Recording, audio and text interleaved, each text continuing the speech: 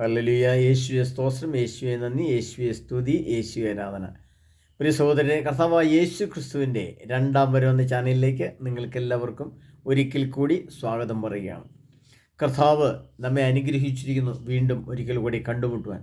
ലോകം അതിൻ്റെ അന്ത്യകാലഘട്ടങ്ങളിലേക്ക് നീങ്ങുന്നതിൻ്റെ വാർത്തകളാണ് നമ്മൾ ഏറ്റവും കൂടുതൽ ധാരാളമായിട്ട് കേൾക്കുന്നത്. കാരണം ഒരു മൂന്നാം ലോക മഹായുദ്ധത്തെ ലോകം പ്രതീക്ഷിക്കും. അതിൻ്റെ വാർത്തകളൊക്കെ നമ്മൾ കേൾക്കുന്നു. ഇത്തരുണത്തിൽ നമ്മളൊരു പുതിയ പങ്ക്തി, ചിലപ്പോൾ ഒരു ചെറിയൊരു എപ്പിസോഡുകൾ തന്നെ, ചിലപ്പോൾ ഒരു 5, 8, 10 എപ്പിസോഡുകൾ വന്നേക്കാം, അതിൻ്റെ വീഡിയോകൾ വന്നേക്കാം. വെളിപാട് ഗ്രന്ഥത്തെ ആസ്പദമാക്കി, പ്രത്യേകിച്ചും കഴിഞ്ഞ എൻ്റെ ക്ലാസ്സുകളിൽ ചിലർ ചോദിക്കേണ്ടായി, വെളിപാട് ഗ്രന്ഥത്തെ ആസ്പദമാക്കി ക്ലാസ്സിൽ ഇടാമോ ബുധനെ? വെളിപാട് 12 മുതൽ 20 വരെയുള്ളത് ഇടാമോ? വെളിപാട് ഗ്രന്ഥത്തെ ആസ്പദമാക്കി മൊത്തമായിട്ട് ഞങ്ങൾക്ക് ഇട്ട് തരാമോ? കാരണം അതിൻ്റെ പ്രത്യേക അർത്ഥങ്ങൾ ഞങ്ങൾക്ക് മനസ്സിലാകുന്നില്ല എന്നൊക്കെ പറഞ്ഞുകൊണ്ട് അവർ ചോദിക്കുകയുണ്ടായി. ഈ തരുണത്തിൽ പ്രിയ സഹോദരരെ, നിങ്ങൾക്ക് കർത്താവായ യേശു ക്രിസ്തുവിൻ്റെ നിഗൂഢ രഹസ്യങ്ങൾ ആയിട്ട് എഴുതി വയ്ക്കപ്പെട്ടിരുന്ന വെളിപാട് ഗ്രന്ഥത്തെ ആസ്പദമാക്കി കുറച്ച് ക്ലാസ്സുകൾ തരുവാൻ വേണ്ടി ഞാനും ആഗ്രഹിക്കുകയാണ്. കാരണം വെച്ചാൽ അത് വളരെ അത്യാവശ്യമാണ് എനിക്കും തോന്നുന്നുണ്ട്. കാരണം പലർക്കും, ധാരാളം ആളുകൾ വെളിപാട് ഗ്രന്ഥം വായിച്ചിട്ട് അത് മനസ്സിലാകുന്നില്ല എന്ന് പറയുന്നത്. അത് മാത്രമല്ല, ഇതിനകത്ത് ഞാൻ ഏറ്റവും കൂടുതൽ ക്ലാസ് തരുവാൻ വേണ്ടി ആഗ്രഹിക്കുന്ന ഒരു സത്യം, അതിനകത്തൊരു നിഗൂഢ രഹസ്യം ഞാൻ മനസ്സിലാക്കിയെടുത്തോളം, നമ്മുടെ സഭയ്ക്ക് ഈ വെളിപാട് ഗ്രന്ഥത്തിലെ സംഭവങ്ങളെ വ്യാഖ്യാനിച്ചുകൊണ്ട് മനസ്സിലാക്കിക്കൊണ്ട് സഭയുടെ പ്രബോധന ഗ്രന്ഥത്തെ തയ്യാറാക്കി ജനത്തെ ഒരുക്കുവാൻ സാധിച്ചിട്ടില്ല. അതുകൊണ്ടാണ് വെളിപാട് ഗ്രന്ഥം 12-ാം അധ്യായത്തിൽ ആ പറഞ്ഞ സൂര്യനെ ഇടയാക്കിയ സ്ത്രീ എന്ന് പറയുന്നത് പരിശുദ്ധമ്മയാണെന്നൊക്കെ പറഞ്ഞുകൊണ്ട് പറയുന്നത്. അതിൻ്റെ ക്ലാസ് ഞാൻ ഇട്ട് തരാം. അപ്പോൾ ഇവിടെ നമ്മൾ മറ്റൊരു സത്യം മനസ്സിലാക്കേണ്ടത്, വെളിപാട് ഗ്രന്ഥത്തെ വ്യാഖ്യാനിക്കാതെ പ്രബോധന ഗ്രന്ഥം തയ്യാറാക്കപ്പെട്ടപ്പോൾ അതിനകത്ത് ഒരുപാട് തെറ്റുകൾ സംഭവിക്കുകയും, വെളിപാട് ഗ്രന്ഥത്തിലേക്ക് വന്നു കഴിഞ്ഞപ്പോൾ കുംഭസാരത്തിൻ്റെ അർത്ഥത്തിൽ മാറ്റം വന്നു, മനുഷ്യൻ്റെ ടെക്നോളജിയിലെ മാറ്റം വന്നപ്പോൾ ആത്മാക്കളുടെ അളവ്, ആത്മാവിൻ്റെ സ്വഭാവത്തിൽ മാറ്റം വന്നു. ഇതൊക്കെ നമുക്ക് മനസ്സിലാക്കാൻ പറ്റാതെ ഈ വെളിപാട് ഗ്രന്ഥത്തെ ഉൾക്കൊള്ളാതെയുള്ള ഒരു കത്തോലിക്ക സഭയുടെ മതബോധന ഗ്രന്ഥമാണ് നമ്മുടെ കയ്യിൽ ഇപ്പോൾ ഇരിക്കുന്നത്. ഒരിക്കലും ഞാനത് ഗ്രന്ഥം നിങ്ങളെ കാണിക്കുകയുണ്ടായി. എന്നാൽ ഈ മതബോധന ഗ്രന്ഥം നമ്മൾ ഇപ്പോൾ വായിക്കുമ്പോൾ അതിനകത്ത് ശുദ്ധീകരണ സ്ഥലം, മാതാവിനെക്കുറിച്ചുള്ള കാഴ്ചപ്പാടുകൾ, കുംഭസാരത്തിൻ്റെ ചില പ്രശ്നങ്ങൾ, യഥാർത്ഥ കുംഭസാരം എങ്ങനെയാണ് കുംഭസാരിക്കണം എന്നുള്ള മനുഷ്യൻ്റെ അറിവില്ലായ്മ, കുംഭസാരം എന്ന് പറഞ്ഞാൽ എന്താണെന്ന് വിശുദ്ധഗ്രന്ഥത്തിൻ്റെ അടിസ്ഥാനത്തിൽ നമുക്ക് വ്യാഖ്യാനിച്ച് മനസ്സിലാക്കിക്കൊണ്ട് ചെയ്യാൻ പറ്റാത്ത അവസ്ഥ, ഇങ്ങനെ കുറേ കുറവുകൾ ഈ മതബോധന ഗ്രന്ഥത്തിൽ ഞാൻ കാണുന്നുണ്ട്. ലോകം കാണുന്നുണ്ടെന്നോ എല്ലാവരും കാണുന്നുണ്ടെന്നോ ഞാനത് സമ്മതിക്കില്ല, അറിയത്തില്ല, എനിക്കറിയത്തുമില്ല. എനിക്ക് എൻ്റെ യേശു ക്രിസ്തു എനിക്ക് തന്നിരിക്കുന്ന വെളിപ്പെടുത്തലുകൾ, അതിൻ്റെ അടിസ്ഥാനം എനിക്ക് കിട്ടിയ ജ്ഞാനത്തിൻ്റെയോ അല്ലെങ്കിൽ ബോധ്യങ്ങളുടെയോ വരത്തിൻ്റെയോ അടിസ്ഥാനത്തിൽ ഞാൻ മനസ്സിലാക്കുമ്പോൾ, ഇപ്പോൾ വെളിപാട് ഗ്രന്ഥത്തെ ആസ്പദമാക്കി ഈ മതബോധന ഗ്രന്ഥത്തെ നമ്മൾ വിലയിരുത്തേണ്ടതായിട്ടുണ്ട്. കാരണം ഒരുപാട് തെറ്റുകൾ നമുക്ക് ഇപ്പോഴത്തെ അവസ്ഥയിൽ സംഭവിക്കുന്നുണ്ട്. അത് പറ്റാതെ വെളിപാട് ഗ്രന്ഥത്തെ മനസ്സിലാക്കണമെങ്കിൽ വെളിപാട് ഗ്രന്ഥത്തിലെ നിഗൂഢ രഹസ്യങ്ങളെയോ അല്ലെങ്കിൽ അതിൻ്റെ വ്യാഖ്യാന അർത്ഥങ്ങളോ അതിൻ്റെ പ്രതീകാത്മക അർത്ഥങ്ങളെയോ മനസ്സിലാക്കിക്കൊണ്ട് വേണം ഇനി ഉള്ള നമ്മുടെ മുന്നോട്ടുള്ള നീക്കം. കാരണം ലോകം അന്ത്യത്തിലേക്ക് എത്തിപ്പോയി. ഇനി അതിനെപ്പറ്റി നല്ലൊരു പഠനം കൊടുക്കാനോ ജനത്തെ ഒരുക്കാനോ ഒന്നും സാധിക്കാത്ത വിധം പ്രശ്നകലുഷിതമായി ലോകം വരുന്നു. ലോകം അതിൻ്റെ അന്ത്യത്തിലേക്ക് എത്തി വരികയാണ്. ഇന്ന് ചുരുങ്ങിയ സമയം കൊണ്ട് ഒരു ചുരുങ്ങിയ ക്ലാസ് ഇട്ടുകൊണ്ട് നിങ്ങളെ വെളിപാട് ഗ്രന്ഥത്തെക്കുറിച്ച് അല്പം ക്ലാസ് ഇടാൻ വേണ്ടി ഞാൻ ആഗ്രഹിക്കുകയാണ്. പ്രിയപ്പെട്ടവനെ, ഈ വെളിപാട് എന്ന വാക്കിൻ്റെ അർത്ഥം തന്നെ എന്താണ്? അതിൻ്റെ മലയാള അർത്ഥം ഇതാണ്. വെളിപാട് എന്ന് പറഞ്ഞാൽ വെളിപ്പെടുത്തുക എന്നാണ്. നമുക്ക് ന്യായമായിട്ട് സാധാരണ രീതിയിൽ ചിന്തിച്ചാൽ നമ്മൾ മനസ്സിലാക്കും വെളിപ്പെടുത്തുക. എന്നാൽ ആ വെളിപ്പെടുത്തുക എന്ന് പറയുന്നതിൻ്റെ അർത്ഥം എന്താണ്? വെളിപാടെന്ന് പറഞ്ഞാൽ വെളിപ്പെടുത്തി മനസ്സിലാക്കുക, വെളിപ്പെട്ട് കാണുക എന്നൊക്കെയാണ്. എന്നാൽ വെളിപ്പെട്ട് കാണുക, വെളിപ്പെടുത്തുക എന്ന് പറഞ്ഞാൽ അതിൻ്റെ അർത്ഥം എന്താണ്? അതിൻ്റെ അർത്ഥം എന്ന് പറഞ്ഞാൽ, അതിൻ്റെ ശരിയായ ഒരു അർത്ഥം എന്ന് പറയുന്നത്, പ്രിയപ്പെട്ടവരെ, മറനീക്കി കാണുക, കണ്ണുകൊണ്ട് കാണുക, കൈകൊണ്ട് സ്പർശിക്കാൻ സാധിക്കുക, തൊട്ടു നോക്കാനോ കണ്ണുകൊണ്ട് കാണാനോ ചെവി കൊണ്ട് കേൾക്കാനോ കാണുന്ന വിധം ശാസ്ത്രീയമായ തെളിവുകളോട് കൂടിയ എന്നാണ് അതിൻ്റെ അർത്ഥം. ഒരു സാങ്കല്പികമല്ല എന്ന് മറ്റൊരർത്ഥം. ഇപ്പോൾ ഉദാഹരണം പറഞ്ഞാൽ സ്വർഗം നമുക്ക് മാനുഷിക ഭാഷയിൽ ഇന്ന് വരെ നമുക്കതിനെ വ്യാഖ്യാനിച്ചോ അല്ലെങ്കിൽ ശാസ്ത്രീയമായിട്ട് തെളിയിച്ച് മനസ്സിലാക്കാനോ നമുക്ക് സാധിക്കില്ല. കാരണം അതൊരു സാങ്കല്പിക മേഖലയിലാണ് സ്വർഗം നിൽക്കുന്നത്. ഇനി യേശു ക്രിസ്തു ആണെന്ന് പറഞ്ഞാലും വചനത്തിൽ നമുക്ക് യേശുക്രിസ്തുവിനെ മനസ്സിലാക്കുന്നുണ്ടെങ്കിലും അതിനൊരു ശാസ്ത്രീയതയോ അല്ലെങ്കിൽ നമുക്ക് കണ്ണുകൊണ്ട് കാണാനോ സ്പർശിച്ചു നോക്കാനോ അല്ലെങ്കിൽ പാതാളം എവിടെയാണെന്ന് മനസ്സിലാക്കാനോ പാതാളം എന്നൊരു സംഭവം ഉണ്ടോ ഇല്ലയോ എന്ന് മനസ്സിലാക്കാനോ നമുക്കൊരു മാനദണ്ഡമില്ല.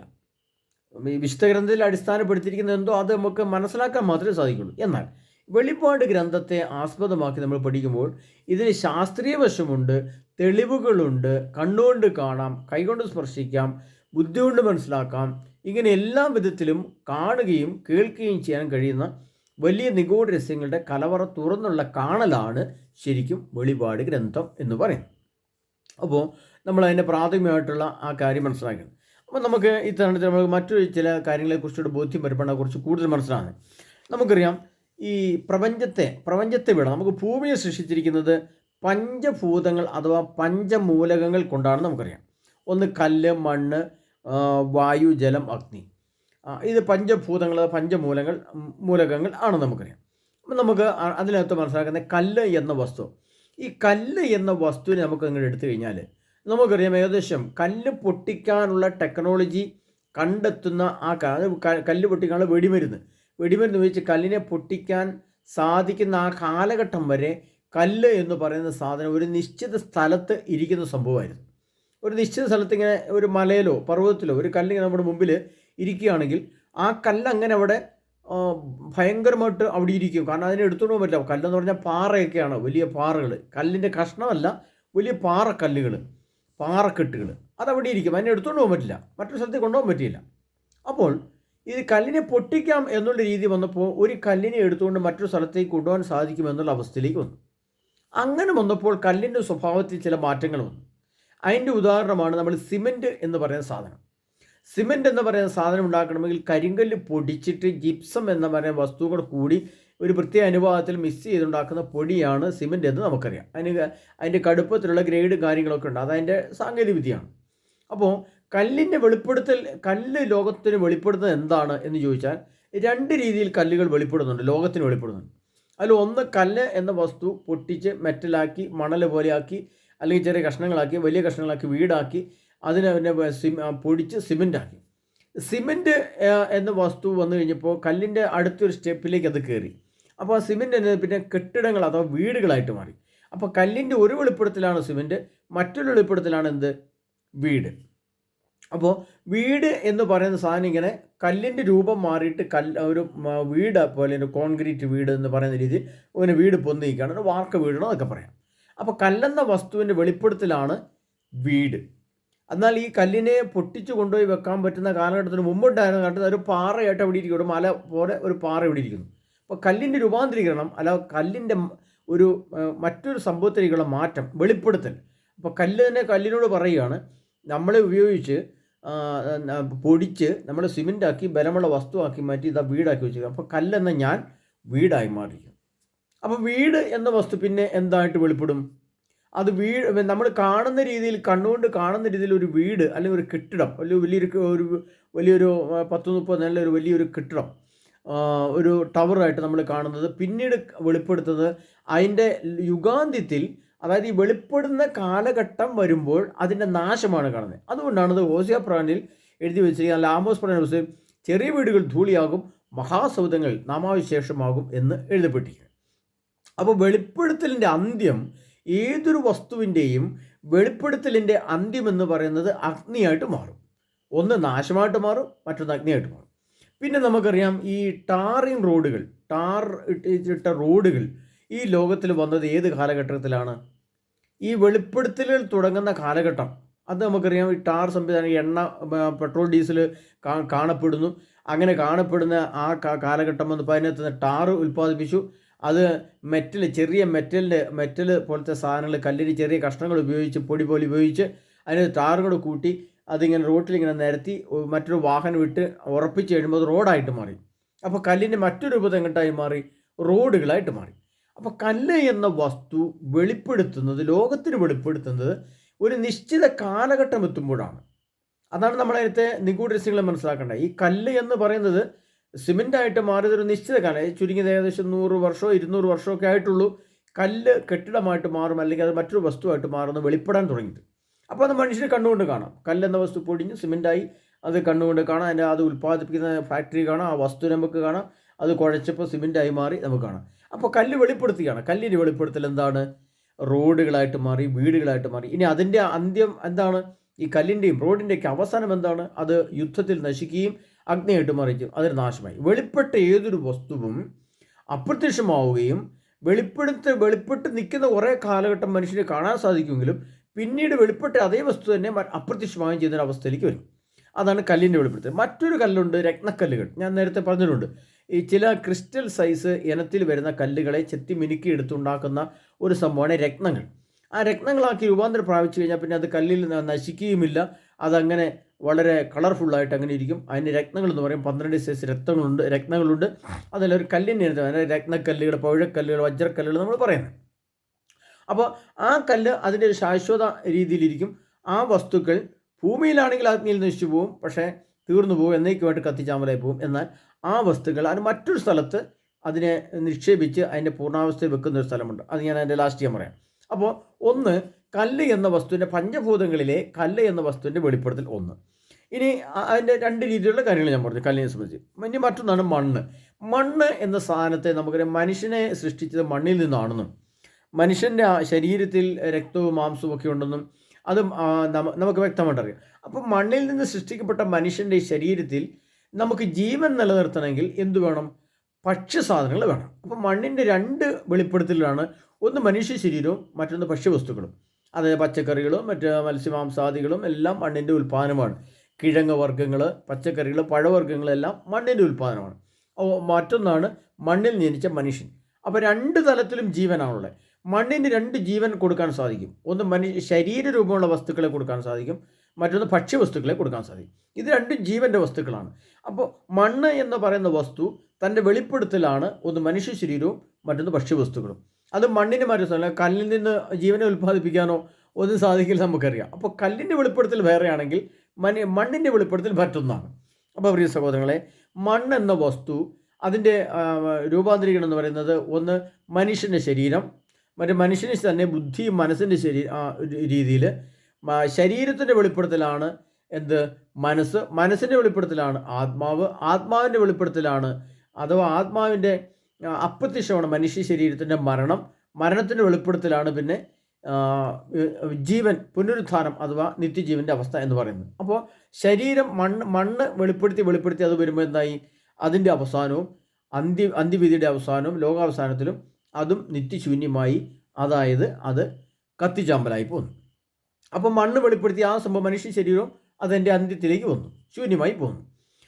ഇനി മറ്റൊന്നാണ് ഭക്ഷ്യവസ്തുക്കൾ. നമുക്കറിയാം എപ്പോഴും നാശം നേരിടുന്നൊരു വസ്തുവാണ് ജീവൻ.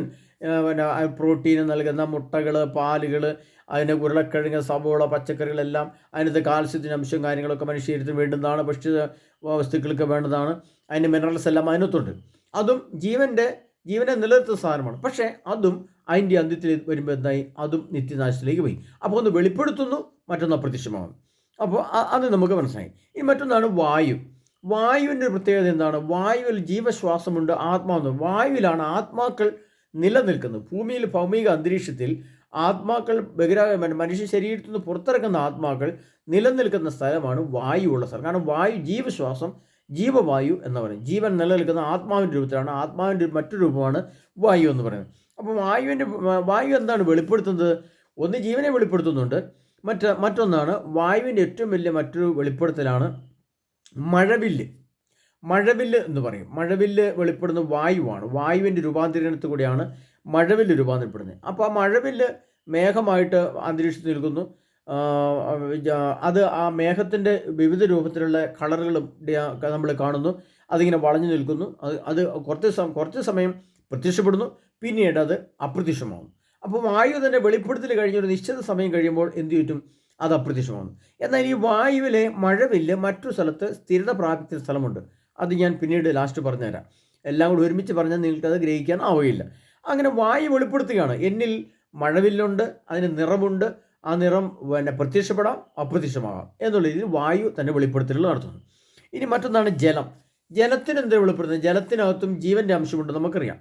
ജലമില്ലെങ്കിൽ സസ്യങ്ങൾ വളരുകയില്ല, മനുഷ്യൻ നിലനിൽക്കാൻ പറ്റിയില്ല. എന്നാൽ ഈ ജലം എന്ന വസ്തു നീരാവിയായിട്ട് ഒഴിക്കുമ്പോൾ ജലം എന്തായി മാറി? നീരാവിയായിട്ട് മാറുന്നുണ്ട്. അതൊരു വെളിപ്പെടുത്തലാണ്. ഞാൻ നീരാവിയായിട്ട് മാറാൻ എനിക്ക് കഴിവുണ്ട്. മറ്റൊന്നാണ്, ആ നീരാവി നമ്മൾ ആകാശത്തിലേക്ക് നോക്കിയാൽ മേഘമായിട്ട് കാണാം. അപ്പോൾ നീരാവി പറയുകയാണെങ്കിൽ എനിക്ക് മേഘമായിട്ട് മാറാനുള്ള കഴിവുണ്ട്, ഇതാ ഞാൻ മേഘമായിട്ട് വെളിപ്പെട്ട് കാണിക്കുന്നു. അത് മനുഷ്യൻ്റെ കണ്ണുകൊണ്ട് കാണാം, തെളിവുണ്ട്, അതിൻ്റെ രേഖകളെല്ലാം ഉണ്ട്. അതൊന്നും അജ്ഞാതമല്ല, നമുക്ക് മനസ്സിലാക്കാൻ പറ്റും. അപ്പോൾ അതാ അതിൻ്റെ വെളിപ്പെടുത്തൽ വരുന്നു. അപ്പോൾ മേഘം വെളിപ്പെടുത്തും. മേഘം കുറച്ചുകൂടെ ഒരു പ്രത്യേക രീതിയിൽ വെളിപ്പെടുത്തുമ്പോൾ അവന് ഇടിമിന്നലുണ്ടാവുന്നു. ആ ഇടിമിന്നൽ നമുക്ക് കണ്ണുകൊണ്ട് കാണാൻ പറ്റും. ശാസ്ത്രീയമായിട്ടൊക്കെ നമുക്ക് വ്യക്തമായിട്ട് അറിയാവുന്നതാണ്. അപ്പം ജലത്തിൻ്റെ വെളിപ്പെടുത്തൽ എന്ന് പറയുന്നത് ഘട്ടം ഘട്ടമായിട്ട് ഓരോ ഘട്ടമായിട്ട് മുന്നോട്ട് പോയി വെളിപ്പെടുകയാണ്. ഇടിമിന്നൽ നമ്മൾ കാണുന്നു, ഇടിമിന്നലിൻ്റെ ശബ്ദം കേൾക്കുന്നു, വെളിച്ചം കാണുന്നു. അപ്പോൾ ഇടിമിന്നൽ അവിടെ ഉണ്ടാകുന്ന നമ്മൾ കാണുന്നു. അപ്പം ജലം നീരാവിയായി, മേഘമായി, ഇടിമിന്നലായി, ശബ്ദമായി, വെളിച്ചമായി, അഗ്നിയായി, അത് വലിയ ശക്തിയുള്ള അഗ്നി കരണ്ടിൻ്റെ രൂപമായിട്ട് ഇടിമിന്നൽ കാണുന്നു. അതും ഒരു നിശ്ചിത സമയം കഴിയുമ്പോൾ എന്ത് സംഭവിക്കുന്നു? അത് അപ്രത്യക്ഷമാകുന്നു, അതില്ലാതെയാവുന്നു. അപ്പം ജലം എന്ത് വെളിപ്പെടുത്തിയാലും അതിൻ്റെ അപ്രത്യക്ഷാവസ്ഥ, അതിൻ്റെ നാശവും അതിൽ തന്നെയുണ്ട്. അപ്പോൾ എന്നാൽ വെളിപ്പെടുത്താതിരിക്കാൻ പറ്റുകയില്ല, വെളിപ്പെടുത്തുന്നുണ്ട്. മറ്റൊന്നാണ് അഗ്നി, തീയ്, കല്ല്, മണ്ണ്, വായു, ജലം, അഗ്നി. അപ്പോൾ ഓരോന്നും വെളിപ്പെടുത്തുകയാണ് ഭൂമിയിൽ. അപ്പോൾ അതിൻ്റെ വിവിധ സ്റ്റെപ്പ്, അതിൻ്റെ പ്രോസസ്സിങ് അഥവാ അതിൻ്റെ മറ്റൊരു തലത്തിലേക്ക് വെളിപ്പെടുകയും വെളിപ്പെട്ടതിന് ശേഷം അത് ഇല്ലാതെയാവുകയും, എന്നാൽ ഇല്ലാതെ ആയി കഴിഞ്ഞു കഴിഞ്ഞാൽ ഇതെല്ലാം ഇല്ലാതെയായി കഴിഞ്ഞാൽ ഇതിൻ്റെ എല്ലാം ഒരു വസ്തു ഒരു പ്രത്യേക സ്ഥലത്ത് കേന്ദ്രീകരിക്കപ്പെടുകയും ചെയ്യുന്നൊരു അവസ്ഥയും ഇതിനകത്തുണ്ട്. അതാണ് വെളിപ്പെടുത്തലിൻ്റെ ഏറ്റവും വലിയ രഹസ്യം എന്ന് പറയുന്നത്. മറ്റൊന്നാണ് അഗ്നി. നമുക്കറിയാം, അഗ്നിയെ സംബന്ധിച്ചുള്ള നമുക്കറിയാം, വിറക് അടുപ്പിലിട്ട് കത്തിച്ചാൽ ഒരു അഗ്നി ഉണ്ടാവും, അതിൻ്റെ ചൂടൊന്ന് വേറെയാണ്. ഇനി മറ്റേ ചിരട്ട ഇട്ട് കത്തിച്ച് കഴിഞ്ഞാൽ അതിൻ്റെ ചൂടൊന്ന് വേറൊന്നാണ്, അതിൻ്റെ അഗ്നിയും കളറും ശക്തിയും ഒന്ന് വേറൊന്നാണ്. ഇനി അത് കുറച്ച് കൽക്കരി എടുത്ത് വാരി തീയിലിട്ട് കഴിഞ്ഞാൽ അതിൻ്റെ അഗ്നിയും ചൂടും മറ്റൊന്നാണ്. ഇനി ഒരു ഗ്യാസ് കത്തിച്ച് സ്റ്റൗവിൽ ഇങ്ങനെ നീല കളറിലൊരു അഗ്നി ജ്വാല ജ്വലിച്ചിരിക്കുകയാണെങ്കിൽ അതിൻ്റെ ശക്തിയും കളറും മറ്റൊന്നാണ്. ഇനി നമുക്കറിയാം, വൈദ്യുതി ഉപയോഗിച്ചൊരു ഒരു ഒരു വസ്തു സ്ഫോടനം നടക്കുകയാണ്, അല്ലെങ്കിൽ വൈദ്യുതിയുടെ ശക്തി, അതൊരു സ്പാർക്ക്, നെഗറ്റീവും പോസിറ്റീവും കൂട്ടിമുട്ടിയാൽ വലിയ ശക്തിയുള്ള തീ അവിടെ നമുക്ക് കാണാൻ പറ്റും, അത് വേറൊരു അഗ്നിയാണ്.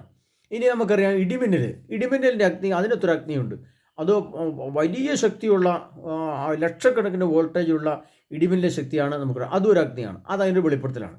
ഇനി നമുക്കറിയാം, ആറ്റം ബോംബ് പൊട്ടിയാൽ 1 കോടി ഡിഗ്രി സെൻറ്റിഗ്രേഡ് ചൂട് വരുമെന്നാണ് പറയുന്നത്, ശാസ്ത്രം പറയുന്നത്.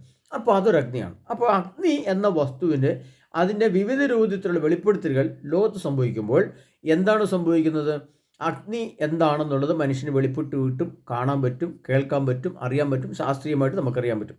ഇനി പ്രിയപ്പെട്ടവരെ, നമ്മൾ അതും അഗ്നി എന്നത് ഈ ഭൂമിയിൽ ഇല്ലാതായി കഴിഞ്ഞാലും അത് മറ്റൊരു സ്ഥലത്ത് അതിൻ്റെ സ്ഥിരതയുള്ള സ്ഥലമുണ്ട്, അത് നമുക്ക് പറയാം. അപ്പോൾ ഇങ്ങനെ പഞ്ചഭൂതങ്ങളുടെ വെളിപ്പെടുത്തലുകളാണ് പ്രപഞ്ചം എന്ന് നമുക്കറിയാം.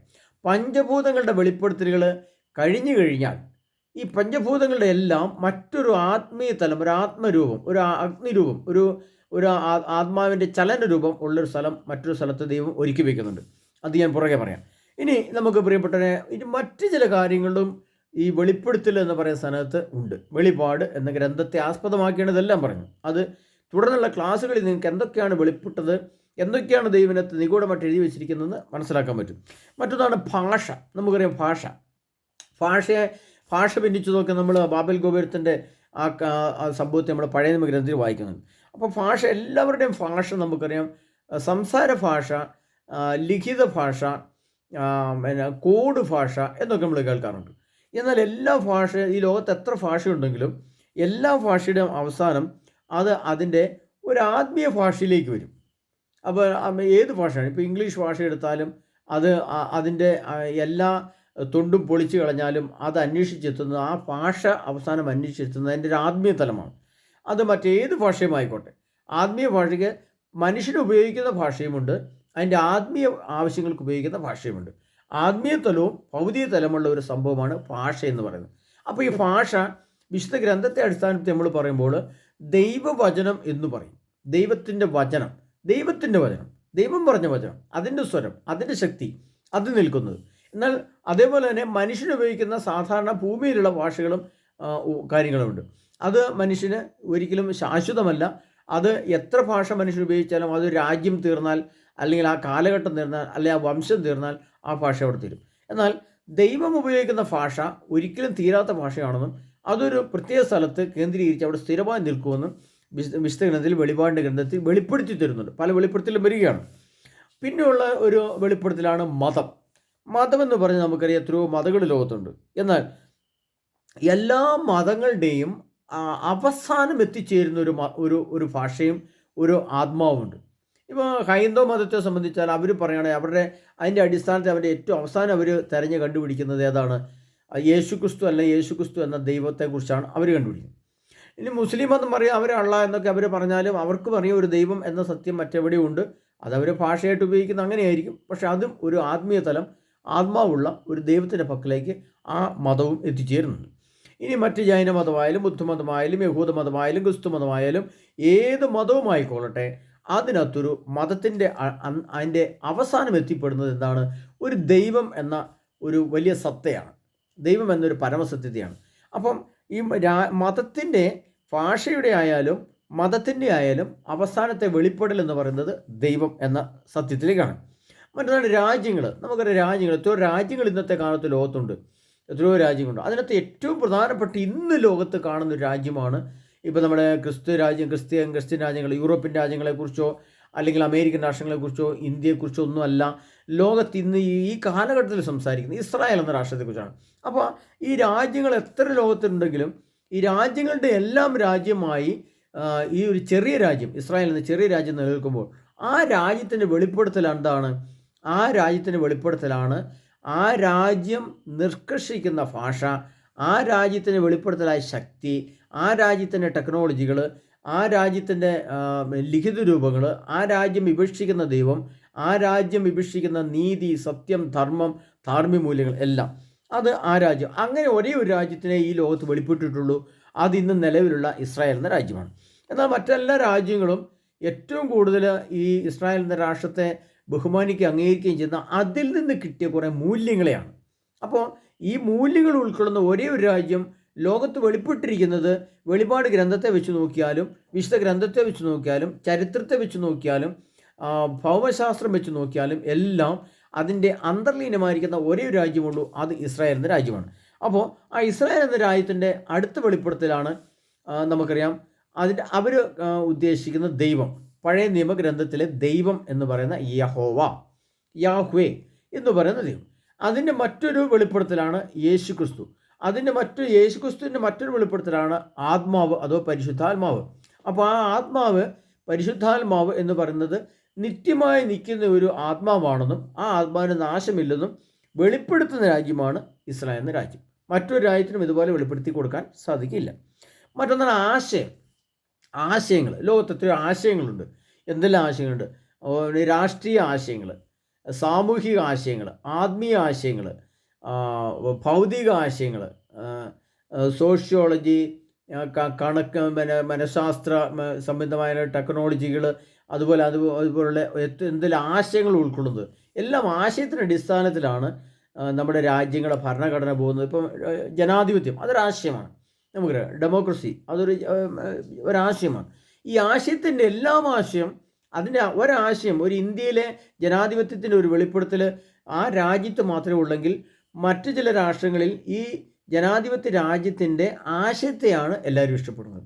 ആ സംവിധാനങ്ങളിലുള്ള അന്തർലീനമായിരിക്കുന്ന ആത്മീയ തലം, അതിൻ്റെ നന്മയാണ് എല്ലാവരും ആഗ്രഹിക്കുന്നത്. അപ്പോൾ എന്നാൽ യേശുക്രിസ്തു പറയാണ്, യേശുക്രിസ്തു ഈ ആശയത്തെക്കുറിച്ച് പറയുമ്പോൾ ഒരു സംഭവം പറയുന്നുണ്ട്. ഈശോ പറയുന്നത് എൻ്റെ രാജ്യം ഐഹികമല്ല. യോഹന്നാൻ്റെ സുവിശേഷത്തിൽ പറഞ്ഞൊരു വചനമാണ്. അത് ലോകം മുഴുവനും ജനാധിപത്യം, രാജഭരണം, അല്ലെങ്കിൽ അത് സമ്മിശ്രമായിട്ടുള്ള ഭരണം, അല്ലെങ്കിൽ പാർലമെൻറ്റ് പോലുള്ള ഭരണഘടനകൾ, അതോടനുബന്ധിച്ച് വരുന്ന സംവിധാനങ്ങളൊക്കെയാണ് ഓരോ ആശയങ്ങളുടെയും അടിസ്ഥാനത്തിൽ. യേശുക്രിസ്തു പറയുകയാണ്, എൻ്റെ രാജ്യം ഇത്തരത്തിലുള്ളൊരു സംവിധാനത്തോടു കൂടിയ ആശയമല്ല, എൻ്റെ രാജ്യം ഐഹികമല്ല, ഈ ഭൂമിയിലുള്ളതല്ല, അത് സ്വർഗരാജ്യമെന്ന നിത്യതയുടെ ഒരു സ്ഥലമാണ്. അങ്ങനൊരു ആശയത്തെ കർത്താവായ യേശുക്രിസ്തു പറയുന്നുണ്ട്. അതൊരു വെളിപ്പെടുത്തലാണ്. അപ്പോൾ ആ ആശയം എവിടെയാണ്, ആ ദൈവം എവിടെയാണ്, അതിൻ്റെ സത്യം എവിടെയാണെന്ന് മനുഷ്യൻ അന്വേഷിക്കാനും കണ്ടെത്താനും വേണ്ടി പോകും. പക്ഷെ അത് വെളിപ്പെടുത്തി എഴുതിയിരിക്കുന്ന വെളിപാട് ഗ്രന്ഥത്തിൽ കൂടെ പോയാൽ ഈ സത്യത്തിൻ്റെ ഒരു പൂർണ്ണതയിലേക്ക് എത്തിച്ചേരാൻ സാധിക്കും. അതാണ് ആശയങ്ങളുടെ വെളിപ്പെടുത്തൽ എന്ന് പറയുന്നത്. മറ്റൊന്നാണ് അറിവുകൾ. എന്താണ് അറിവുകൾ? ഈ ലോകത്ത് കാണുന്ന ടെക്നോളജീസ് ഇപ്പോൾ ഏകദേശം ഒരു 100 വർഷത്തിനുള്ളിൽ നമുക്കറിയാം, ഒരു 1900 മുതൽ 125 വർഷത്തെ കണക്കെടുത്തു കഴിഞ്ഞാൽ ഈ കാലഘട്ടങ്ങളാണ് ഏറ്റവും ടെക്നോളജി അഥവാ സാങ്കേതിക വിദ്യ എന്ന് പറയുന്നത്. എല്ലാ സാങ്കേതിക വിദ്യയും ഒരറിവാണ്. ആ അറിവിൻ്റെ അടിസ്ഥാനത്തിൽ മനുഷ്യൻ എന്തെല്ലാം നിർമ്മിക്കുന്നു, കാണുന്നു, ഒരുപാട് ശാസ്ത്ര സാങ്കേതിക വിദ്യകൾ കാണുന്നു, എല്ലാമാണ്. പക്ഷേ എല്ലാ അറിവിനും ഒരു പ്രത്യേകത ഉണ്ട്. അറിവ് ഒരു കാലഘട്ടം കഴിയുമ്പോൾ, അല്ലെങ്കിൽ ഈ അറിവിനെ പ്രദർശിപ്പിക്കുന്ന ഒരു സംവിധാനം കഴിയുമ്പോൾ, അല്ലെങ്കിൽ അറിവിൻ്റെ ഉപജ്ഞാതാവായ ശാസ്ത്രജ്ഞന്മാരുടെ കാലഘട്ടം കഴിയുമ്പോൾ ഈ അറിവ് അപ്രത്യക്ഷമാവുകയും നശിച്ചു പോവുകയും ചെയ്യും. എന്നാൽ ഈ അറിവിൻ്റെ രണ്ടാമതൊരു തലമുണ്ട്. അതാണ് ആത്മീയ അറിവ്. ഒന്ന് ഭൗതിക അറിവാണെങ്കിൽ മറ്റൊന്ന് ആത്മീയ അറിവുകളാണ്. ഈ ആത്മീയ അറിവിലാണ് നമുക്ക് നമ്മുടെ സഭയുടെ പ്രാധാന്യം വരുന്നത്, മതത്തിൻ്റെ പ്രാധാന്യം വരുന്നത്, ഇസ്രായേൽക്കാരുടെ പഴയ നിയമ ഗ്രന്ഥങ്ങളുടെ പ്രാധാന്യം വരുന്നത്, കത്തോലിക്ക സഭയുടെ അല്ലെങ്കിൽ ലോകത്ത് നിന്ന് വ്യാപകമായി കിട്ടുന്ന സുവിശേഷത്തിൻ്റെ അർത്ഥം വരുന്നത്, ആ സുവിശേഷത്തിൻ്റെ പ്രാധാന്യത്തിലൂടെ കൗദാശിക തലങ്ങൾ വരുന്നു, കൂദാശികളുടെ മഹത്വം മനസ്സിലാക്കുന്നു, ആ മഹത്വത്തെ അന്വേഷിച്ച് കണ്ടെത്തുമ്പോൾ അതിൻ്റെ ആത്മീയ തലം മനസ്സിലാക്കുന്നു, അതിന് പരിശുദ്ധാത്മാവിനെ കണ്ടെത്തുന്നു, ആ പരിശുദ്ധാത്മാവിനെ കണ്ടെത്തുമ്പോൾ പരിശുദ്ധാത്മ ഫലങ്ങൾ കാണുന്നു, അത് വരങ്ങളാകുന്നു, അതെല്ലാം നിത്യതയ്ക്ക് വേണ്ടി ഉപയോഗിക്കുന്ന രീതിയിൽ മാറ്റപ്പെടുന്നു. അങ്ങനെ ഒരു ആത്മീയ അറിവ്, ഭൗതിക അറിവ് അതെൻ്റെ നാശത്തിലേക്ക് എത്തി, അത് വെളിപ്പെടുത്തി എൻ്റെ നാശത്തിലേക്ക് എത്തുന്നു. എന്നാൽ ആത്മീയ അറിവ് അത് എൻ്റെ നാശത്തിലേക്കല്ല, അത് മറ്റൊരു പ്രത്യേക തലത്തിലേക്ക് മാറ്റുവാൻ വേണ്ടി ആ ആത്മീയ അറിവ് വെളിപ്പെട്ട് ഓരോ ഘട്ടം ഘട്ടമായിട്ട് വെളിപ്പെടുത്തുന്നു. ഇനി മറ്റൊന്നാണ് നമുക്കറിയാം വികാരങ്ങൾ, ഇമോഷൻസ്, വികാരങ്ങൾ. നമുക്കറിയാം ഇന്ന് ലോകത്ത് ഏറ്റവും കൂടുതൽ വികാരം കാണിക്കുന്ന മനുഷ്യനെ നാശത്തിലേക്ക് നയിക്കുന്നതുകൊണ്ട് സെക്സാന്ന് നമ്മൾ പറയും. നമുക്കറിയാം ലോകത്ത് അതൊരു വികാരമാണ്. എന്നാൽ അതേപോലെ തന്നെ മറ്റൊരു അതിൽ തന്നെ അന്തർലീനമായിരിക്കുന്ന വേറൊരു വെളിപ്പെടുത്തലുണ്ട്. ഈ സെക്സ് അഥവാ ലൈംഗികത എന്ന് പറയുന്ന ഇമോഷൻ്റെ വെളിപ്പെടുത്തലുകൾ, ഈ ലോകം കാണിച്ചു തരുന്ന ചില വെളിപ്പെടുത്തലുകൾ എന്താണെന്നും അതിൻ്റെ നാശം എന്താണെന്നും അതിൻ്റെ ഓരോ വെളിപ്പെടുത്തൽ, ഇപ്പോൾ സെക്സ് എന്ന വിഷയം ലോകത്ത് വെളിപ്പെടുത്തി കൊടുക്കുന്നതിൻ്റെ അന്തിമ ഫലം വെളിപ്പെടുത്തൽ നാശമാണ്. ലൈംഗിക അശുദ്ധി, വിവാഹമോചനങ്ങൾ, ലിവിങ് ടുതറുകൾ, സ്വർഗഭോഗങ്ങൾ, അങ്ങനെ അതോടനുബന്ധിച്ച് വരുന്ന കുറേ മേഖലകളാണ് അതിൻ്റെ വെളിപ്പെടുത്തൽ. സെക്സ് എന്ന ഇമോഷൻ, വികാരം ലോകത്തിന് വെളിപ്പെടുത്തി കൊടുക്കുന്നത്, ഘട്ടം ഘട്ടമായിട്ട് വെളിപ്പെടുത്തുന്നത് ഈ രീതിയിലുള്ള ഒരു വികാരത്തെയാണ്. എന്നാൽ അത് അതിൻ്റെ അന്ത്യത്തിലെത്തുമ്പോൾ, അതിൻ്റെ അന്ത്യത്തിലെത്തുമ്പോൾ അത് പൂർണ്ണ നാശമാണെന്ന് നമുക്ക് മനസ്സിലാക്കാം. എന്നാൽ അതിൻ്റെ രണ്ടാമത്തെ തലമുണ്ട്. സെക്സ് എന്ന് പറയുന്ന ഒരു പശ്ചാത്തലം, അത് ആ വിഷയത്തെ മനസ്സിലാക്കാൻ വേണ്ടിയാണ് ഞാൻ സെക്സ് എന്ന പദം നിങ്ങൾക്ക് ഉപയോഗിച്ചത്. അപ്പോൾ അതിൻ്റെ ഒരു സംഭവമാണ് വിവാഹം എന്ന് പറയുന്ന ഒരു ഇമോഷൻ. അതൊരു ഇമോഷനാണ്, വികാരമാണ്. അത് ദൈവം സ്ത്രീയെയും പുരുഷനെയും കൊണ്ടുവന്ന് ദൈവത്തിൻ്റെ മധ്യസ്ഥതയിൽ നിർത്തിക്കൊണ്ട് അത് ഒന്ന് ഭാര്യയും ഒന്ന് ഭർത്താവുമായിട്ട്, അതൊരു സ്ത്രീ ആയിരിക്കണം പുരുഷനായിരിക്കണം, അത് ഭാര്യയും ഭർത്താവുമായിട്ട് മാറണം. അങ്ങനെ അതിൻ്റെ വെളിപ്പെടുത്തൽ, ആ വിവാഹം എന്നതിൻ്റെ വെളിപ്പെടുത്തലാണ്. പിന്നെ ആ വെളിപ്പെടുത്തലാണ് നമുക്കറിയാം ഒരു കുഞ്ഞുണ്ടാവുക എന്ന് പറയുന്നത്. അപ്പോൾ ആദ്യത്തേതിനകത്തൊന്ന് നാശമാണെങ്കിൽ മറ്റൊന്നിനകത്തൊരു ജീവനാണ്. ആദ്യ സെക്സ് എന്ന വിഷയത്തിൽ ലോകം അതിൻ്റെ വെളിപ്പെടുത്തൽ വരുന്നത്, കാണുന്നതും കേൾക്കുന്നതും നാശത്തിലേക്കും, ഇപ്പോൾ വിവാഹം കഴിച്ചവരാണെങ്കിൽ തന്നെ സെക്സ് എന്ന മേഖലയിൽ കൂടെ കടന്നു പോകുമ്പം അത് നാശം വരും. നമുക്കറിയാം നാശവും നഷ്ടവുമാണ് സംഭവിക്കുന്നത്. അതിന് ആത്യന്തികമായ ഫലം എന്ന് പറയുന്നത് നാശമാണ്. എന്നാൽ വിവാഹം എന്ന് പറയുന്നത് നാശമല്ലാതെ നന്മയാണെന്നും അത് ദൈവം അനുവദിക്കുന്നതാണെന്നും മനസ്സിലാക്കുമ്പോൾ അതിൻ്റെ വെളിപ്പെടുത്തലാണെന്ത്? കുടുംബം. അത് ഒന്ന് കുഞ്ഞുങ്ങളുണ്ടാകുന്നു, അത് കുഞ്ഞുങ്ങൾ വളർന്ന് വലുതാകുമ്പോൾ അവർ വീണ്ടും വിവാഹം കഴിക്കുന്നു, അത് കുടുംബമാകുന്നു. കുടുംബം എല്ലാം കൂടി ചേരുമ്പോൾ എന്താകുന്നു? അതൊരു സമൂഹമാകുന്നു. സമൂഹം പലതും കൂടി ചേരുമ്പോൾ അത് രാജ്യമാകുന്നു. രാജ്യങ്ങളെല്ലാം കൂടെ കൂടുമ്പോൾ അത് ലോകമാകുന്നു. ലോകമെല്ലാം കൂടെ കൂടുമ്പോൾ നമുക്ക് എന്തായിട്ട് മാറുന്നു? അതൊരു പ്രപഞ്ചമായിട്ട് മാറുന്നു. ഈ പ്രപഞ്ചം എന്ന് പറയുന്നത് മനുഷ്യർ അധിവസിക്കുന്ന ഭൂമി എന്ന് പറയാം. അതെല്ലാം ഓരോ വെളിപ്പെടുത്തലുകളാണ്. എല്ലാം വെളിപ്പെട്ട് അതിൻ്റെ അവസാന ഘട്ടങ്ങളിലേക്ക് വരുമ്പോൾ അത് ഇപ്പോൾ വിവാഹമാണെങ്കിലും കുടുംബമാണെങ്കിലും അതും ഒരു അന്ത്യമുണ്ട്. പക്ഷേ ആ അന്ത്യത്തിൻ്റെ അപ്പുറത്ത് വീണ്ടും ഒരു പ്രത്യേക സ്ഥലം കർത്താവ് കേന്ദ്രീകരിക്കുന്നുണ്ട്. ഇനി ഞാൻ ഇതിനകത്ത് പറയാതെ മാറ്റി നിർന്ന ഒരു വലിയ കാര്യം കൂടെ പറയുമ്പോഴാണ് ഇത്രയും പറഞ്ഞ വെളിപ്പെടുത്തലുകളെ, അത് വെളിപ്പെടലിൻ്റെ ഏറ്റവും നിഗൂഢവും ഏറ്റവും പരമപ്രധാനവും ഇനി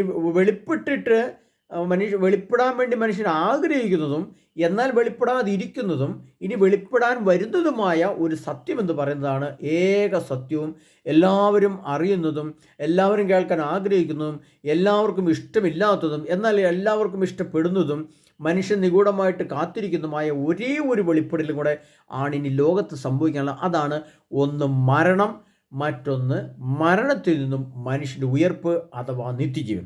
ഈ നിത്യജീവൻ്റെ ഉയർപ്പ് എന്ന് പറയുന്ന സത്യം, അതായത് മരിച്ചുപോയവർ വീണ്ടും പുനർജന്മം കൊണ്ട് പുനർജനിച്ച് പുറത്തേക്ക് വരുന്ന ആ അവസ്ഥയാണ് നമ്മൾ പറയുന്നത് എന്ത് ശരിക്കുമുള്ള യഥാർത്ഥത്തിലുള്ള സത്യസന്ധമായി പറഞ്ഞാൽ അതിനുള്ള വെളിപാട്. അതാണ് പ്രിയപ്പെട്ടത്. ആ ഒരു വെളിപാടിനെ സർവശക്തനായ ദൈവം മരണത്തെ എന്നേക്കുമായി നീക്കിക്കൊണ്ട്, മരണമെന്ന സത്യം എന്നേക്കുമായി മാറ്റിക്കൊണ്ട്, ജീർണതയെ എടുത്തു മാറ്റിക്കൊണ്ട്, നാശത്തെ ഉന്മൂലനം ചെയ്തുകൊണ്ട് ഒരു നിത്യതയുടെ പ്രദേശത്തെ കാണിച്ചു തരുവാൻ ഈ പറഞ്ഞ എല്ലാ പഞ്ചഭൂതങ്ങളും, ഈ പറഞ്ഞ മതം, ഭാഷ, മതം, രാജ്യം, ആശയം, അറിവ്, ആത്മീയ അറിവ്, വികാരങ്ങൾ, വിവാഹങ്ങൾ, മതം, ആത്മാവ്, ഇതെല്ലാം വെളിപ്പെടുത്തി അവസാനം കൊണ്ടെത്തുന്ന ഒരു സ്ഥലമാണ് നിത്യജീവൻ്റെ ഉറവിടം, അഥവാ നിത്യജീവൻ ഉള്ള സ്ഥലം, അല്ലെങ്കിൽ നിത്യജീവൻ്റെ സത്യം ഇരിക്കുന്ന സ്ഥലം. അതിന് ദൈവരാജ്യത്തിൻ്റെ ഭാഷയിൽ പറഞ്ഞാൽ എന്താണ് പറയുക? സ്വർഗരാജ്യം എന്ന് പറയും. അപ്പോൾ അത് വെളിപ്പെട്ടിട്ടില്ല. അപ്പം മരണത്തിൻ്റെ വെളിപ്പെടൽ എങ്ങനെ പുനർജന്മമായിട്ട് രൂപാന്തരപ്പെടുന്നുവോ, ആ പുനർജന്മം കിട്ടുന്ന വ്യക്തിയും സമൂഹമായാലും വ്യക്തിയായാലും അവർ അധിവസിക്കുന്ന നിത്യതയുടെ തീരമാണ് സ്വർഗരാജ്യം. അതാണ് ഈ വിശുദ്ധ ഗ്രന്ഥത്തെ അടിസ്ഥാനപ്പെടുത്തി നോക്കിയാലും, സമൂഹത്തെ എടുത്തു നോക്കിയാലും, പ്രപഞ്ചത്തെ എടുത്തു നോക്കിയാലും, പഞ്ചഭൂതങ്ങളെ എടുത്തു നോക്കിയാലും, ആത്മീയതലങ്ങളെ എടുത്തു നോക്കിയാലും, ഏത് അറിവിനെ എടുത്തു നോക്കിയാലും, ഏത് ടെക്നോളജി എടുത്തു നോക്കിയാലും, ഏത് പ്രപഞ്ചത്തിൻ്റെ ഏത് മൂലയിൽ പോയി നോക്കിയാലും, പ്രപഞ്ചത്തെ അപ്പാടെ എടുത്തു നോക്കിയാലും, ഒരു മരണത്തെ മാറ്റി പുനർജന്മം അഥവാ നിത്യതയുടെ തീരം കണ്ടെത്താൻ കഴിയുന്നതിനാണ് ശരിയായ വെളിപ്പെടൽ അഥവാ വെളിപാട് എന്നതുകൊണ്ട് സർവശക്തനായ ദൈവം അർത്ഥമാക്കുന്നു. പ്രിയ സഹോദരങ്ങളെ, ഇപ്പം നിങ്ങൾക്ക് മനസ്സിലായോ ശരിക്കും യഥാർത്ഥത്തിൽ എന്താണ് വെളിപാട്, എന്താണ് വെളിപ്പെടുത്തൽ, എന്തൊക്കെയാണ് വെളിപ്പെടേണ്ടത്? അഥവാ വെളിപ്പെടുന്നത് എന്തായാലും ആയാലും വെളിപ്പെട്ട് വന്നിട്ട് അത് അതിൻ്റെ നിത്യശൂന്യതയിലേക്ക് പോകുന്നു, അഥവാ അതിൽ നിന്ന് ഒരു തലം എടുത്ത് നിത്യതയിലേക്ക് മാറ്റിവെക്കുന്നു. ഉദാഹരണമായി മനുഷ്യൻ മരിച്ച 1000 വർഷമായ മനുഷ്യൻ, ആ മനുഷ്യൻ വീണ്ടും പുനർജന്മം കൊണ്ടുവരുന്നു. അവൻ മരിച്ചിട്ട് ഉയർത്തെഴുന്നേൽക്കുന്നു. ആ ഉയർത്തെഴുന്നേൽക്കുമ്പോൾ എന്തു സംഭവിക്കുന്നു? ഒരു വെളിപ്പെടലാണ്, മനുഷ്യൻ്റെ അപ്രതീക്ഷിത വെളിപ്പെടൽ. മനുഷ്യൻ്റെ ബുദ്ധിയിലോ ചിന്തയിലോ ഭാവനയിലോ കാണാത്ത വിധം വലിയൊരു വെളിപ്പെടൽ. മരിച്ചുപോയ ആളുകൾ ഉയർത്തെഴുന്നേറ്റ് വരുന്നു. അത് വലിയ വെളിപ്പെടലാണ്. പക്ഷെ അത് മാത്രമാണ് ഈ വെളിപ്പെടാനുള്ളത്. ബാക്കിയെല്ലാം ഇന്ന് ലോകത്ത് വെളിപ്പെടുകയും വെളിപ്പെട്ടതിന് ശേഷം അപ്രത്യക്ഷമാവുകയും ചെയ്യുന്ന സംഭവമുണ്ട്. അതുകൊണ്ടാണ് ഇപ്പോൾ നമുക്കറിയാം, ഇപ്പോൾ നമുക്ക് ഒരു വലിയ നമുക്ക് ആണവായുധങ്ങളെക്കുറിച്ച് ചിന്തിച്ചാൽ നമുക്കറിയാം, അണുബോംബുകൾ വെളിപ്പെടുന്നത് അത് സ്ഫോടനത്തിൽ ആ ഡിഗ്രി സെൻറ്റിഗ്രേഡ് അല്ലെങ്കിൽ ശാസ്ത്രം പറയുന്ന 1 കോടി ഡിഗ്രി സെൻറ്റിഗ്രേഡ് മനുഷ്യൻ കണ്ണുകൊണ്ട് കാണുന്ന സമയം വരും. അപ്പോൾ അതിൻ്റെ വെളിപ്പെടുത്തലായി. പക്ഷെ അത് നിത്യനാശത്തിലേക്ക് പോകും. എന്നതുപോലെ ഓരോ സംഭവത്തെയും വിശുദ്ധ ഗ്രന്ഥം മതത്തെ അടിസ്ഥാനപ്പെടുത്തിയെടുത്താലും ശാസ്ത്രത്തെ അടിസ്ഥാനപ്പെടുത്തിയെടുത്താലും ആശയത്തെ സംബന്ധിച്ചിടത്താലും എല്ലാത്തിൻ്റെയും ആത്യന്തികമായ വെളിപ്പെടൽ സംഭവിക്കുന്ന ഒരു വലിയ നിഗൂഢ വെളിപ്പെടൽ ഇനി വരാനിരിക്കുന്ന ലോകയുദ്ധവും അതിനുശേഷം പ്രപഞ്ചത്തിൻ്റെ അപ്രത്യക്ഷീകരണവും, എന്നാൽ മറ്റൊരു പ്രപഞ്ചം രൂപം പ്രാപിക്കുകയും ചെയ്യുന്ന ഒരു വലിയ നിഗൂഢ വെളിപ്പെടുത്തൽ. അതിനാണ് ഇത്രയും വിശദമായിട്ട് പറഞ്ഞു പ്രിയപ്പെട്ടവരെ. അതിനകത്ത് ഇനി വെളിപ്പെടാനിരിക്കുന്നതിനകത്ത് ഏറ്റവും വലിയ മർമ്മം, പ്രാധാന്യം, സത്യം, നിഗൂഢമായി ഒളിപ്പിച്ച സത്യം എന്ന് പറയുന്നത് മരണത്തെ നീക്കിക്കൊണ്ട് മരണമില്ലാത്തൊരു പ്രത്യേക സ്ഥലത്ത് എത്തിപ്പെടുക. അങ്ങനെ ഒരു സ്ഥലം ഉണ്ട് എന്ന് നമുക്ക് ബോധ്യം വരിക, അതിൻ്റെ ശാസ്ത്രീയ ലക്ഷണങ്ങൾ കണ്ടെത്തുക, അതിൻ്റെ ടെക്നോളജിക്കലായിട്ടുള്ള ലക്ഷണങ്ങൾ മനസ്സിലാക്കുക, അതിൻ്റെ ആത്മീയ തലങ്ങളെക്കുറിച്ച് ഗ്രഹിക്കുക, അതിൻ്റെ ആത്മീയ ഒരുക്കങ്ങൾ നടത്തുക. ഇതൊക്കെയാണ് ഈ വെളിപ്പാട് എന്ന ഗ്രന്ഥത്തിൻ്റെ മുഖ്യമായ ഉദ്ദേശവും ലക്ഷ്യവും. ഇത് ചെറിയ കാര്യമല്ല, വലിയ നിഗൂഢ രഹസ്യങ്ങളുടെ കലവറകളെ ദൈവം അത് പ്രത്യേക ഈ ഗ്രന്ഥം കൊണ്ട് ഇങ്ങനെ സൂക്ഷ്മമായിട്ട് വെച്ചിരിക്കുകയാണ്. ഇനി ഇതിനകത്ത് പറയാതെ പോയൊരു സത്യം കൂടെ, ഒരു പ്രത്യേക കാര്യങ്ങൾ പറയാം. ഈ നിഗൂഢ രഹസ്യങ്ങളുടെ എല്ലാം യഥാർത്ഥ വെളിപ്പെടൽ എന്ന് പറയുന്ന ഒരു വെളിപ്പെടൽ ഭൂമിയിൽ വന്ന് വെളിപ്പെട്ടിട്ട് പോയിട്ടുണ്ട്. ആ ഒരു വെളിപ്പെടലാണ് ലോകത്ത് ഏക സത്യ ദൈവം എന്ന് പറയുവാൻ കഴിയുന്ന ഒരേ ഒരു ദൈവമേ ഉള്ളുവെന്നും അത് യേശുക്രിസ്തുവാണെന്നും ഈ യേശുക്രിസ്തുവിനെ കുറിച്ച് തറയ്ക്കപ്പെട്ട് 3 ദിവസം കഴിഞ്ഞപ്പോൾ യേശുക്രിസ്തു മരിക്കുകയും അന്ന് തന്നെ മരിച്ചു, 3 ദിവസം കഴിഞ്ഞപ്പോൾ ഉയർത്തെഴുന്നേറ്റ് പുറത്തു വന്നുവെന്നും ഇനി ഈ ഉയർത്തെഴുന്നേറ്റ് പുറത്തു വന്ന യേശുക്രിസ്തു എന്ന ദൈവം സ്വർഗത്തിലേക്ക് കരയറ്റപ്പെട്ട് അവിടെ ആയിരിക്കുന്നുവെന്നും വീണ്ടും യേശുക്രിസ്തു ഭൂമിയിലേക്ക് ഒന്നുകൂടി വരുമെന്നും ആ വരവിന് ശേഷം ഇവിടെയുള്ള ക്രിസ്തുവിനെ സ്നേഹിക്കുക, ക്രിസ്തുവിനെ ദൈവമായിട്ട് അംഗീകരിക്കുക, ക്രിസ്തുവിൻ്റെ പ്രമാണം കൽപ്പനകൾ പാലിക്കുക, ക്രിസ്തുവിൻ്റെ വിശുദ്ധിയിലും ജ്ഞാനത്തിലും വിവേകത്തിലും അടിയുറക്കുക, ആ ക്രിസ്തുവിൻ്റെ ജീവിതത്തിനോട് ചേർന്ന് നിൽക്കുമ്പോണ്ടാകുന്ന ദൈവത്തിൻ്റെ ആത്മാവിൻ്റെ സംസർഗത്തിൻ്റെ അടിസ്ഥാനത്തിൽ ഒരു വ്യക്തിയുടെ രൂപാന്തരീകരണം വരികയും അത് കാത്തു നിൽക്കുകയും ചെയ്ത് അതിനെ സ്വീകരിച്ച് നിത്യതയുടെ പൂർണ്ണ തീരത്തേക്ക് മാറ്റപ്പെടുകയും ചെയ്യുന്ന ഒരു വെളിപ്പെടലുകളിലൂടെ നമുക്കിനി സംഭവിക്കാനുണ്ട്. അതിൽ ഒന്ന് വെളിപ്പെട്ടു, ക്രിസ്തുവിൻ്റെ രണ്ടാമത്തെ വരവ് വെളിപ്പെടാൻ വേണ്ടി കാത്തിരിക്കുന്ന കാലഘട്ടത്തിൻ്റെ ഏറ്റവും പ്രധാനപ്പെട്ട സമയത്തിലേക്ക് എത്തിയതുകൊണ്ടാണ് ഇത്രമാത്രം ലോകം, അത് നിരീശ്വരവാദിയായിക്കോട്ടെ ഏത് മതത്തിൽപ്പെട്ടവനായിക്കോട്ടെ, അവരെല്ലാം ഉള്ളിൻ്റെ ഉള്ളിൽ ആത്മാവ് കൊണ്ട് അന്വേഷിച്ച് കണ്ടെത്താൻ ശ്രമിക്കുന്ന ഒരു സത്യമാണ് നിത്യജീവൻ അഥവാ സ്വർഗരാജ്യം അഥവാ യേശു ക്രിസ്തുവിന് കൂടെയുള്ള ജീവിതം. പ്രിയപ്പെട്ടവരെ, ഇതിൻ്റെ പ്രാരംഭമായി ഞാൻ നിങ്ങളോട് സംസാരിച്ചതാണ് ഇത്രയും കാര്യങ്ങൾ. വെളിപാട് ഗ്രന്ഥം 1-ാം അധ്യായം. അതുകൊണ്ടാണ് കർത്താവ് പറയുന്നത്, അതിൻ്റെ ആദ്യത്തെ വചനം നമ്മൾ വായിക്കുമ്പോൾ തന്നെ മനസ്സിലാക്കുന്നതാണ്, ആസന്ന ഭാവിയിൽ സംഭവിക്കാനിരിക്കുന്നവയെ തൻ്റെ ദാസന്മാർക്ക് വെളിപ്പെടുത്തുന്നതിന് വേണ്ടി ദൈവം യേശുക്രിസ്തുവിന് നൽകിയ വെളിപാട്. അപ്പോൾ ഇത്രയും കാര്യം പറഞ്ഞിട്ട് ഈ വചനം പറഞ്ഞാൽ ഇതിൽ അന്തർലീനമായിരിക്കുന്ന നിഗൂഢ സത്യത്തിൻ്റെ ഒരു ചെറിയ മർമ്മമെങ്കിലും നമുക്ക് ഗ്രഹിക്കാൻ കഴിയുള്ളൂ. അപ്പോൾ ചെറിയ കാര്യമല്ല. വെളിപാട് ഗ്രന്ഥം എടുത്തു വെച്ച് വായിക്കുക എന്ന് പറഞ്ഞാൽ മനസ്സിലാക്കാൻ പറ്റാത്തതിൻ്റെ കാരണവും ഇതുതന്നെയാണ്. അതിങ്ങനെയൊക്കെ പറഞ്ഞു തന്നെങ്കിലേ ഏകദേശമൊക്കെ നിങ്ങൾക്ക് മനസ്സിലാക്കാനും കഴിയുള്ളൂ. അതിനുള്ള പ്രിയ സുഹൃത്തുക്കളെ, ഇതിൻ്റെ അടുത്ത ക്ലാസ്സിൽ ഇതിൻ്റെ പുറകോട്ട് വരുന്ന ഭാഗങ്ങളെക്കുറിച്ചുള്ള ക്ലാസ്സുകളുടെ വെളിപ്പെടുത്തൽ നിങ്ങൾക്ക് തരും. ആ വെളിപ്പെടുത്തലിൻ്റെ എല്ലാം ഞാൻ വ്യക്തിപരമായിട്ട് അർത്ഥമാക്കുന്നത് ഇതാണ്.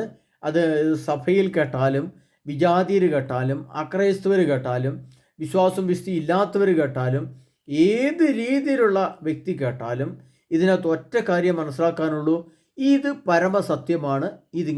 അടുത്തെത്തി. അതിനായിട്ട് ഞാൻ എങ്ങനെ ഒരുങ്ങണമെന്നും ഏത് രീതിയിൽ എൻ്റെ ശരീരത്തെ ക്രമീകരിക്കണമെന്നും എല്ലാം ഇതിൻ്റെ പിന്നാലെ വരും. അത് കേട്ട് ഒരുങ്ങുന്ന വ്യക്തിക്ക് ഒരു നിത്യതീരം, നിത്യസന്തോഷം, നിത്യമഹത്വം ദൈവം വാഗ്ദാനം ചെയ്യുന്നുണ്ട്. ആ വാഗ്ദാനത്തിലേക്ക് എത്തിച്ചേരാൻ വേണ്ടിയിട്ടാണ് നമ്മൾ ഇത്തരം വെളിപ്പെടുത്തലുകൾ. അപ്പോൾ ശാസ്ത്രീയമായിട്ടും നമ്മുടെ കണ്ണുകൊണ്ട് കണ്ടതും കേൾക്കുന്നതും കാണുന്നതുമായിട്ട് എല്ലാ പ്രകൃതിയിലെ വെളിപ്പെടുത്തലുകൾ നമ്മൾ കാണുന്നുണ്ട്. കല്ല് വെളിപ്പെട്ടാൽ എന്താണ്, സിമെൻറ്റ് വെളിപ്പെട്ടാൽ, മണ്ണ് വെളിപ്പെട്ടാൽ എന്താണ്, പ്രപഞ്ചം വെളിപ്പെട്ടാണ്, ഭാഷ എന്താണ്, നമ്മൾ ആ വെളിപ്പെടുത്തലുകൾ കൂടെയൊക്കെ നമ്മൾ കടന്നുപോയി. അതിൻ്റെ എല്ലാം വെളിപ്പെടുത്തലുകളെ കുറിച്ചാണ് നിങ്ങൾ പറഞ്ഞു. പക്ഷേ ഇനി സംഭവിക്കാനിരിക്കുന്ന ഒരേ ഒരു വെളിപ്പെടുത്തൽ എന്ന് പറയുന്നത് മരണത്തെ നീക്കം ചെയ്യപ്പെടുകയും മരണത്തിൽ നിന്ന് മാറ്റപ്പെട്ട ഒരു സമൂഹം ഒരു പ്രത്യേക സ്ഥലത്ത് ജീവിക്കുകയും ചെയ്യുന്ന ഒരു സത്യം വെളിപ്പെടേണ്ടതുണ്ട്. അത് വെളിപ്പെടാൻ അടുത്തടുത്ത് വരുന്നുണ്ട്. വലിയ താമസമില്ലാത്ത രീതിയിൽ വെളിപ്പെടും. അതുകൊണ്ടാണ് ഞാൻ ഇത്ര വ്യക്തമായിട്ട് നിങ്ങളോട് പറയുന്നത്. ആ പ്രിയ സഹോദരങ്ങളെ, അതിനാൽ ഇത്തരം കാര്യങ്ങൾ നമുക്ക് ഗ്രഹിക്കാൻ കർത്താവ് നമ്മളെ അനുവദിച്ചു. അത് നമുക്ക് ഇങ്ങനെയൊക്കെ പറഞ്ഞു കിട്ടുവാൻ വേണ്ടി ദൈവം ചില വ്യക്തികളെ ഒരുക്കി. അതെല്ലാം ചില വ്യക്തികൾ കൂടെ കർത്താവ് നമുക്ക് തരുന്നത് എൻ്റെ വിശുദ്ധീകരണത്തിന്, എൻ്റെ രക്ഷയ്ക്ക്, എന്നെ നിത്യതയുടെ തീരത്തേക്ക് എത്തുന്നതിനുള്ള ആ വഴി തുറക്കപ്പെടുന്നതിന് വേണ്ടി, ആ വഴിയിൽ എത്തപ്പെട്ടാൽ ഞാൻ എൻ്റെ ലക്ഷ്യസ്ഥാനത്ത് എത്തുന്നതിന് വേണ്ടിയിട്ടാണ് എന്ന് മനസ്സിലാക്കിക്കൊണ്ട് അതിനെ നമുക്ക് ആ രീതിയിൽ വിശുദ്ധിയോടെ, വിവേകത്തോടെ, ജ്ഞാനത്തോടെ, പ്രാർത്ഥനയോടെ, സത്യസന്ധമായി ഇത് കേട്ട് മനസ്സിലാക്കി നമ്മൾ നിന്നാൽ നമുക്ക് വിശുദ്ധ ഗ്രന്ഥം പുറകോട്ടുള്ള ഒരു ഗ്രന്ഥവും ഇനി വായിക്കേണ്ടി വരികയില്ല. നമ്മുടെ ഇത് ശരിക്കും പഠിച്ച് മനസ്സിലാക്കി കഴിഞ്ഞാൽ പ്രിയപ്പെട്ടവരെ, നമുക്ക് സഭ പോലും ആവശ്യമില്ല, കൂതാശ പോലും ആവശ്യമില്ല. ഈ ലോകത്ത് നമ്മൾ ഒറ്റയ്ക്ക് ജീവിച്ചാലും കൂട്ടമായിട്ട് ജീവിച്ചാലും ഈ വെളിപ്പെടുത്തലിൻ്റെ അവസാനത്തെ വെളിപ്പെടുത്തൽ യേശുക്രിസ്തുവിൻ്റെ വരവും യേശുക്രിസ്തുവിനോട് ചേർന്ന് ജീവിച്ചവർക്ക് ഒരു നിത്യതയുടെ തീരത്തേക്ക് കൊണ്ടുവെക്കുന്ന ഒരു സംവിധാനം ഉടനെ ഉണ്ട് എന്നും മനസ്സിലാക്കി കഴിയുമ്പോൾ പരിശുദ്ധി കൊണ്ട് നിറഞ്ഞ ജീവിതം നമുക്ക് സാധിക്കും. അപ്പോൾ ഈ പരിശുദ്ധിയിലേക്ക് എത്തിപ്പെടുന്നതിന് വേണ്ടിയാണ് നമുക്ക് സഭയും കൂതാശകളും പിന്നെ നമ്മുടെ ഭരണ സംവിധാനങ്ങളും ഈ പൗരോഹിത്യവും ഈ കൂതാശകളും ഈ നമ്മുടെ ധ്യാനങ്ങളും ക്ലാസ്സുകളും കുമ്പസാരവും മറ്റും എല്ലാം എന്തിനു വേണ്ടിയിട്ടാണ്? ഈ പറഞ്ഞൊരു തീരത്തെത്തുക, ഈ പറഞ്ഞൊരു ലക്ഷ്യത്തിലെത്തുക. അതിന് ഉപകരിക്കുന്ന ചില വഴികളാണ് ഇതെല്ലാം. എന്നാൽ ഈ വിശുദ്ധത്തിൽ പറഞ്ഞിരിക്കുന്ന വെളിപ്പെടുത്തലിൻ്റെ അടിസ്ഥാനത്തിൽ ഏതെങ്കിലും ഒരു വ്യക്തി കോടാനുകോടി മനുഷ്യരിൽ ഒരു വ്യക്തി ഒരുങ്ങിയാൽ ആ ഒരുക്കപ്പെട്ട വ്യക്തി എന്നേക്കുമായിട്ട് നിത്യജീവന് യോഗ്യതയുള്ള മനുഷ്യനായിട്ട് മാറും. ആ മനുഷ്യന് മരണമില്ല, അവൻ എടുക്കപ്പെടും. അതിന് റാപ്ചർ എന്നൊക്കെ പറയാൻ മുൻ ക്ലാസ്സിൽ കിടപ്പുണ്ട്. അതാണ് അതിൻ്റെ ചെറിയ വെളിപ്പെടുത്തലുകൾ.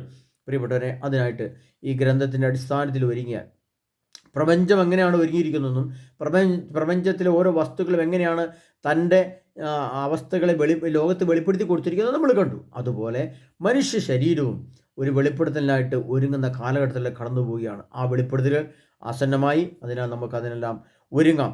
അതിനെ അടുത്ത ക്ലാസ്സിനിട്ട് നമുക്ക് അടുത്ത ദിവസങ്ങളിൽ കാത്തിരിക്കാം, പ്രാർത്ഥിക്കണം, നമ്മൾ ശ്രദ്ധാപൂർവ്വം കേൾക്കണം, എന്നിട്ട് നമ്മൾ ഒരുങ്ങണം. അതിനായി കർത്താവ് നമ്മളെല്ലാം സമൃദ്ധമായിരിക്കട്ടെ. യേശു ക്രിസ്തുവിൻ്റെ തിരുത്ത് നമ്മെ കോട്ട കെട്ടി സംരക്ഷിക്കട്ടെ. യേശു ക്രിസ്തു തിരുവചനം നമുക്ക് ശക്തി തരട്ടെ. യേശു ക്രിസ്തുവിൻ്റെ വചനം നമ്മളെ നയിക്കട്ടെ. യേശു ക്രിസ്തുവിൻ്റെ പരിശുദ്ധാത്മാവ് നമ്മളെ ശക്തിപ്പെടുത്തട്ടെ, ബലപ്പെടുത്തട്ടെ. ഈ ക്ലാസ് കഴിയുമ്പോൾ നമ്മളിരിക്കുന്ന എല്ലാ ദുരാത്മാക്കളും യേശു ക്രിസ്തു നാമത്തിൽ ബന്ധിക്കുകയും ബഹിഷ്കരിക്കുകയും ചെയ്യും. അതിനാൽ പ്രിയപ്പെട്ട ഇത് വചനം ശ്രമിക്കുന്ന ഓരോ മക്കളും, ഈ വെളിപ്പെടുത്തലിൻ്റെ നിഗൂഢ രഹസ്യങ്ങളുടെ ക്ലാസ് കേൾക്കുന്ന ഓരോ വ്യക്തിയും അവസാനം, ഈ ക്ലാസ്സിൻ്റെ അവസാനം പരിപൂർണ്ണ വിശുദ്ധി കൊണ്ട് നിറയുന്ന മനുഷ്യരായിട്ട് രൂപാന്തരപ്പെടും.